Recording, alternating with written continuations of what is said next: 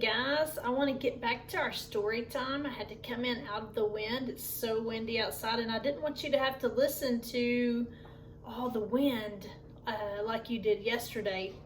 I also want to say happy birthday to Logan and Maddie. Today is their birthday. Happy birthday, May 14th. So I hope you guys have a great day.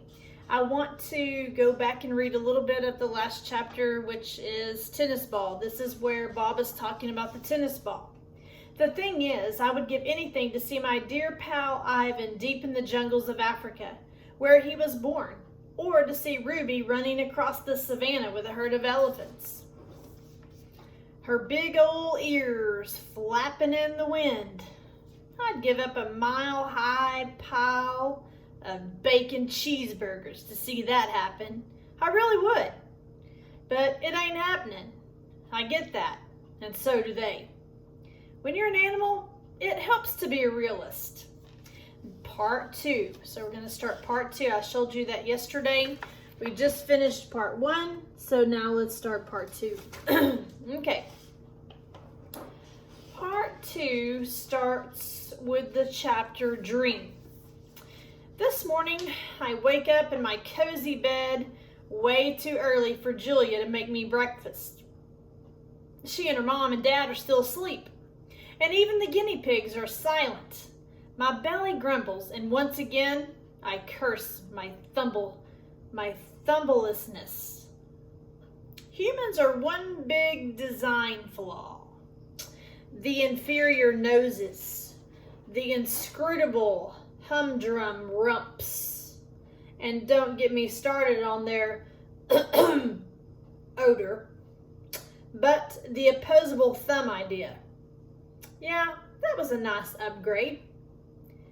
The cans I could open, the doorknobs I could conquer.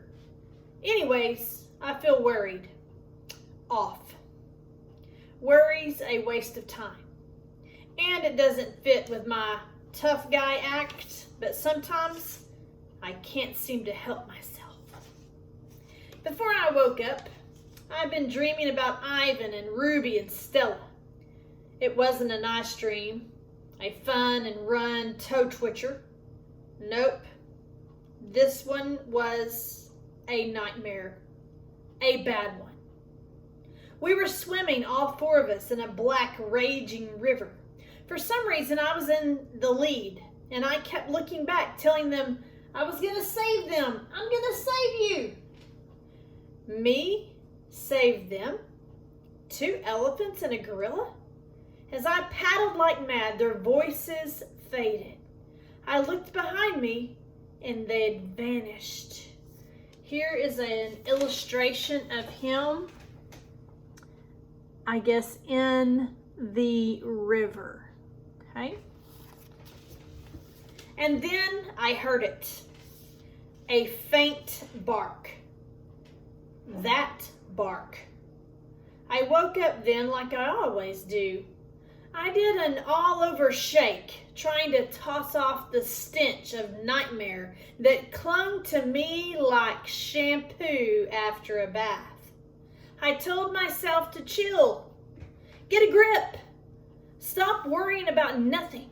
And yet, some primitive part of my brain, the wolf in me, maybe, is on edge. A lot can go wrong in the moment left to chance. The blink of an eye, the bounce of a bone. There are so many ways the world can find to fail you. Next chapter, the smell of a storm. By the time everyone else wakes up, I've calmed down. But the wind outside sure hasn't. It's an early fall Saturday, gusty with scraps of sun, clouds bouncing off each other like bunnies in a basket. Messages on the wind pouring in from everywhere, from dogs making their daily rounds, from feral cats, from anxious raccoons. Basically, everybody is asking the same thing. What is the deal with the weather today? I already know. Weather Channel was on last night with a screen full of big, white, cotton candy-looking swirls. Julia's dad, George, who has already taped up several windows. Sarah, her mom, packed an emergency bag just in case we have to evacuate. Another hurricane is on its way. Third this season. Not as bad as the last couple, but slow moving. I've seen the routine, know the ropes. Once breakfast is done, I sit on the couch in the living room, waiting impatiently for Julia to come home so she can take me on our daily stroll. She has a dog walking service, and she's out walking other dogs. I get my own private walk, because she's my own private girl. I can practically taste the storm coming through the open window. The back of my throat tingle, the metallic edge, the fizzy energy. But it's more than that. It's as if the air is up to no good, sneaking up on the world and looking for trouble. Next chapter, on the poetry of stink. On the poetry of stink. Of course, not everybody can smell what I'm smelling. My nose is a zillion times more powerful than a human's. Dogs are experts at odor. Students of stink.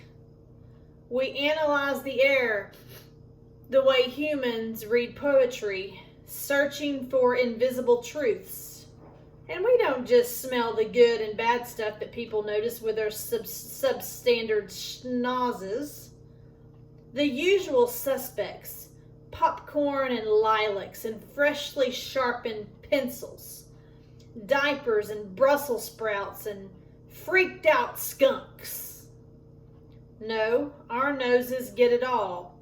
The whole shimmery double rainbow in April. Humans, they're lucky to get a cloudy day in November. We get that molecule of roast beef dancing on the wind 50 miles from the tidy kitchen where it just slid out of the oven. We get the cherry lollipop under the back seat of the Honda 16 cars up on the highway at rush hour. We get things humans can't even dream of getting. We're the ones who find the miracle earthquake baby cuddled in her crib under tons of rubble. We're the ones who find lost hikers in the wilderness after a quick whiff of a sweaty sock. We can even tell when someone's sick. We can smell seizures and cancer and migraine headaches. Try getting your guinea pig to do that. We smell feelings too. Sad has a sharp scent, with an undertone of sweetness. Sad smells like being lost in a winter forest as the sun goes down. And happy? Happy is the best. But there's a touch of wistfulness around the edges. Happy smells like bacon ice cream served up in an expensive leather shoe. You're going to love every minute of it, but you know, it won't last forever.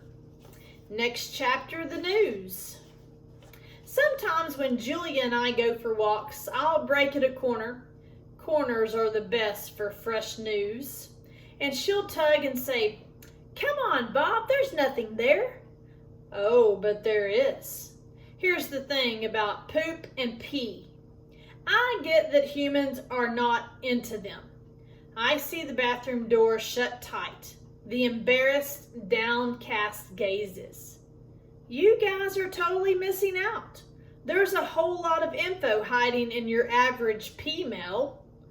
When dogs want to share their latest gossip, we just wait until nature calls. You'd be amazed what we can learn during a quick bathroom break. People read the news, check the TV, browse the web. I linger over a fire hydrant and inhale the whole wide world. My ears, by the way, are almost as remarkable as my nose. I pick up on all kinds of things humans can't hear. What we do with our noses and our ears is kind of like taking a big old knot and loosening it up, separating out the strands, unbraiding things. People smell a reeking pile of trash in a dumpster. We smell a dollop of cream cheese, a hint of peanut butter, a smattering of Fruit Loops. People hear the roar of a crowd in a stadium. We hear a strain of whiny 4-year-old. We hear a strain of whiny 4-year-old, a whisper of worried superfan, a note of grumpy hot dog vendor. Man, dogs are cool. All right, we're going to stop there. I hope you're enjoying the story, and I will see you guys tomorrow. I hope you're having a great week. Bye, guys.